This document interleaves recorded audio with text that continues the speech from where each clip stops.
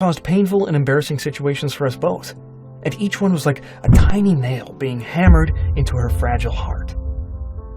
I remember we went to a sold-out cinema. The people next to Mom were furious and called in the ushers because she couldn't help spilling over the armrest into their seat. And she went bright red in front of everyone when a waitress asked her when she was due, when she wasn't even pregnant.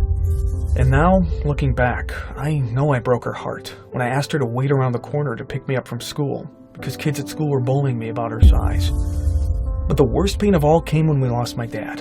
I was 10 years old when he left my mom and me for a younger, prettier, and of course, slimmer woman. My mom tortured herself for putting on so much weight and not being able to keep their marriage together. But the truth was, even though my dad said he was supportive of her weight loss efforts and diets, he actually sabotaged her more than anyone. Little seemingly harmless comments like, "Come on, Deborah, one piece of pie won't hurt," and "You're not going to make me eat this whole pizza by myself, are you?" Then he would turn around and start fights with her about her weight. When he left, Mom and I both felt terrible, deep sadness and guilt, and we both blamed ourselves. We turned to food for comfort. It was something we could do together. But as time passed, the belly fat continued to quickly stack on, and the numbers on the scale steadily increased. I was shocked when I realized how bad things had gotten. I can remember cleaning out the garage together. I found an old photo of my dad and some other woman. I tried to hide it, but of course Mom caught me. Then she burst out laughing. The photo was an old one of Dad and her, only she looked so slim and radiant that I didn't even recognize her. She told me how she'd never had to put much thought into staying slim in her younger days.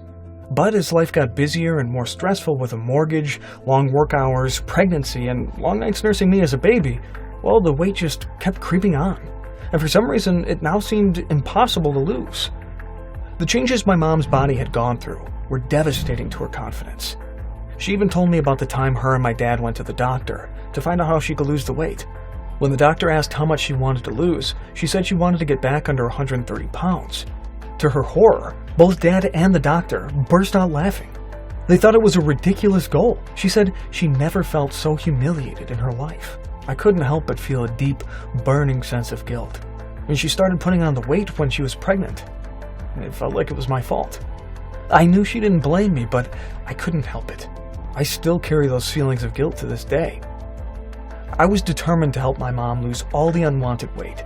So we agreed to do whatever it took to get us both back in shape. But little did we know, this would mark the beginning of a nearly decade-long nightmare, where we would waste thousands of dollars on the treadmill, gym memberships, personal training, and dietitians, as well as extreme fitness programs like P90X, Les Mills, and CrossFit and Insanity. We tried every fad diet under the sun, too. Paleo, keto, vegan, low-carb, low-fat, intermittent fasting, and we even tried fat loss pills, detox cleanses, and hypnosis. But all of these difficult diets and exercise-based solutions